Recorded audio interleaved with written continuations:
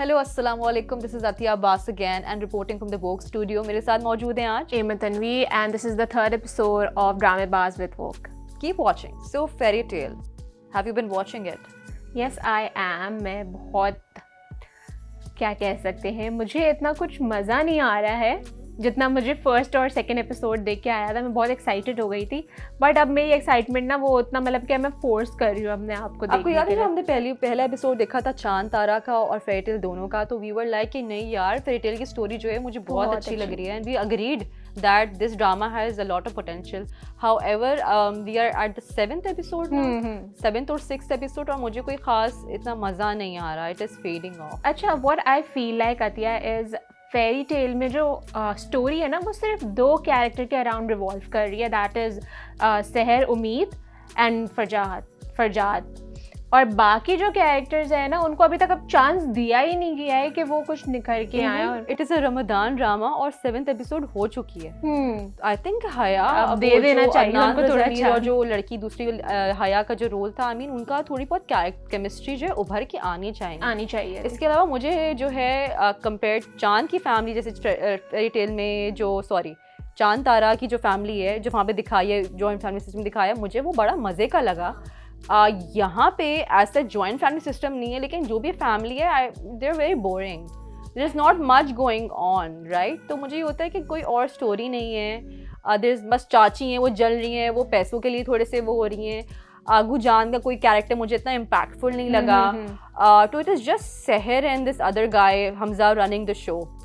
उम्मीद और फरजाद की बात कर रही हूँ मैं तो, बट सहर की एक्टिंग अच्छी है, ऑन पॉइंट है, लेकिन एक बंदे की एक्टिंग किधर तक आपका शो चला सकती है। So what do you think about the recent episode? मुझे रीसेंट एपिसोड का सबसे जो ऑफ पार्ट लगा ना वो ये लगा कि सहर को उनके पैसे मिल गए हैं, अकाउंट में आ गए हैं। जब वो एटीएम से निकलवा के अपने पैसे आती है तो वो बिल्कुल पैसों को ऐसे फेंक के उड़ा के बांट रही होती है, एज फजूल के फ्री के पैसे। खैर इट इज फ्री के पैसे, पैसों का हौका होता है, लेकिन एक तरह से दो तरीके से ले सकते हैं। मे बी उसका दिल इतना बड़ा, लेकिन फिर भी यार 5-5 हज़ार की नोट फकीरों को कौन देता है। एंड इवन जब वो गाड़ी में बैठ भी गई थी तो वो एकदम बाहर एकदम यूं करके पैसों की बारिश की तरह उन्होंने जो उड़ाए हैं पैसे, तो मुझे बहुत अजीब सा लगा कि नॉर्मली अ नॉर्मल पर्सन वो ऐसा काम नहीं करेगा। Not normal, she is also, मुझे एक और बात बड़ी प्रॉब्लमेटिक लगी about her character, she is a compulsive liar. वो बहुत झूठ बोलती है यार, भले वो मजाक मस्ती में हो, पूरी स्टोरी बनाना है। इवन ऐसे लोग एग्जिस्ट करते हैं जो कि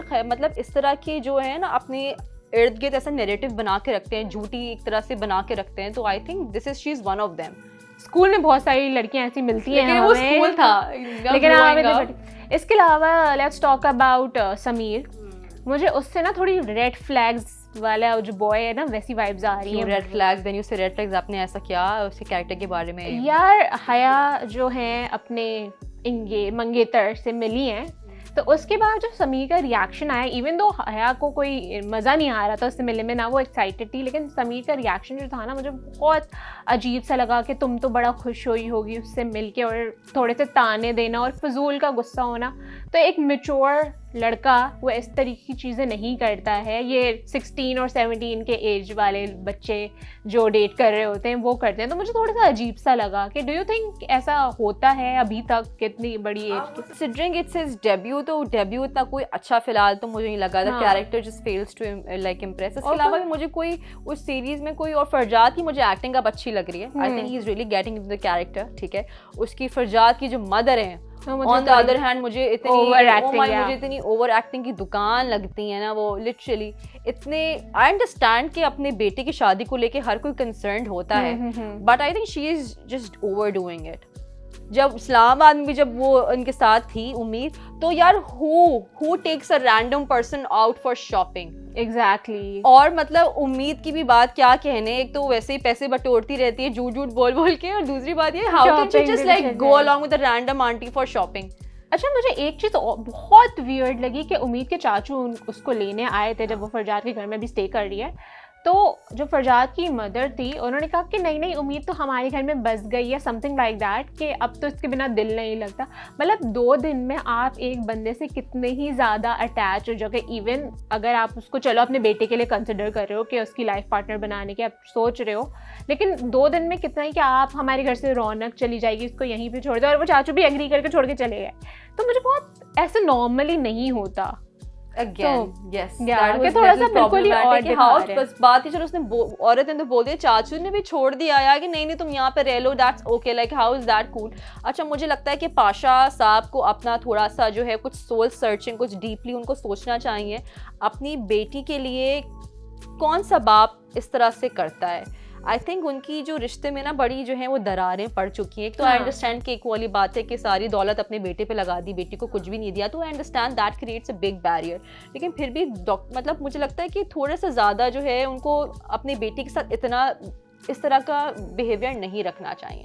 अच्छा पाशा साहब का मैं भी अभी तक उनको समझ नहीं पाई हूँ, कंसिडरिंग द फैक्ट कि वो एक सिंगल पेरेंट भी हैं, तो नॉर्मली बाप का रुझान बेटियों की तरफ ज़्यादा होता है, लेकिन वो चीज़ नज़र नहीं आ रही है। स्पेशली कि जब उनको ये बात, वो खुश तो हैं डीप डाउन कि जब उम्मीद जीती तो वो अपने फ़ोन में देख रहे थे, लेकिन सबके साथ जाके वो खुशी सेलिब्रेट करना, या उम्मीद के मैसेज, उम्मीद ने उनको अपोलोजाइज भी किया, बट उसके ऊपर उन्होंने कोई मतलब सीन करके उनको फील हो रहा है, जवाब देना चाह रहे थे, लेकिन there was something, maybe his ego was stopping him. तो मुझे लगता है ब्राउन पेरेंट्स में थोड़ा सा ये मसला होता है कि जब उन पे अना पे बात हो जाती है कि मैंने अपनी औलाद को ये चीज़ से मना कर दिया, यार उसने ये क्यों कर की, और फिर वो बात ना करना, तो थोड़ा सा मुझे लगा कि पाशा साहब को थोड़ा एटीट्यूड उनको थोड़ा सा चेंज करना पड़ेगा। And in the coming episodes I would really love for his character to actually like थोड़ा डेवलप होके थोड़ी सी forgiving and more accepting towards Ummeed, because यार ऐसे बात नहीं चलती। और स्पेशली उम्मीद जैसी लड़कियां, अगर पाशा साहब का यही एटीट्यूड रहेगा ना, तो उम्मीद जैसी लड़कियां या उम्मीद हरसेल्फ इन द ड्रामा किसी और ट्रैजेक्टरी पे जा सकती है। तो ये बहुत इंपॉर्टेंट है पोर्ट्रे करना, दिखाना कि बाप को, स्पेशली अगर आप सिंगल पेरेंट हो, आपको अपनी औलाद के साथ एक स्ट्रॉन्ग रिलेशनशिप रखना ज़रूरी है, सो दैट वो आपकी मतलब वो आपकी ढाल हो, ठीक है, वो आप पे रिलाई कर सके, आप एक दूसरे से आप कम्युनिकेशन होनी चाहिए सही। तो ये नहीं हो सकता है कि हर वक्त नाराज़गी, हर वक्त डांटना। मैंने पूरे एपिसोड में एक बार उनको उम्मीद से प्यार करते हुए बात करते हुए नहीं देखा, and this is where I think the problem lies.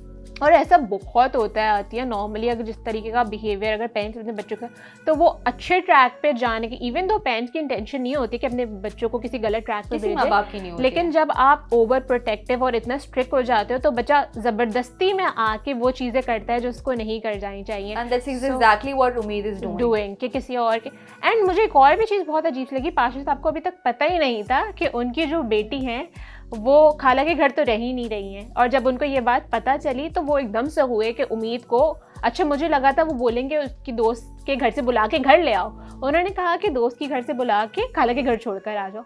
तो मतलब कि हु डज दैट, मतलब बहुत ही ऑफ और अजीब सा खाला पे इतना गुस्सा आया था ना मुझे, और ये कि यार nobody bother to call and check with खाला साहब के यार आपके घर पे खाला तो फॉरेन बाहर चली जाती है, कहाँ तो इतनी रिस्ट्रिक्शंस आपने इम्पोज की हुई है कि उम्मीद जो है एक सिटी नहीं जा सकती, इतना आपने ड्रामा क्रिएट किया, और कहाँ तो इफ शी इज बैक तो यू आर। तो I think there is a lot of बहुत सारी story lines in the drama that really do not make sense. अच्छा एक खान के कैरेक्टर के बारे में क्या बोलेंगी, जो उम्मीद को जो उनको फूल रिसीव हो रहा है, आपको नहीं लगता कि बड़ा मजे का जो है वो लव ट्रायंगल बनने वाला है, because I think I have a feeling that he is really into उम्मीद, जो मुझे लग रहा है कि थोड़ा सा जो आगे जो है ना थोड़ा जेलसी का बायस बनेगा। फरजाद जो है वो जबरदस्त किस्म की एक जेलसी, मुझे this is me just thinking you know, मैं सॉरी अगर स्पॉइलर दे दिया। मुझे ऐसा लगता है ये लोग लड़ते लड़ते ही जो दिखाते हैं नॉर्मली कि आप लड़ाई करते हैं फिर आपको प्यार हो जाता है and all, you know. Exactly, मैंने आपको उस दिन एक टर्किश ड्रामे की बात की थी ना जी, प्यार लफ्जों में कहा, प्यार लफ्जों में कहा, जो कि एक बड़ा मशहूर टर्किश ड्रामा था जिसके अंदर मतलब इसी टाइप की कोई स्टोरी लाइन है, मुराद और हयात और मुराद की।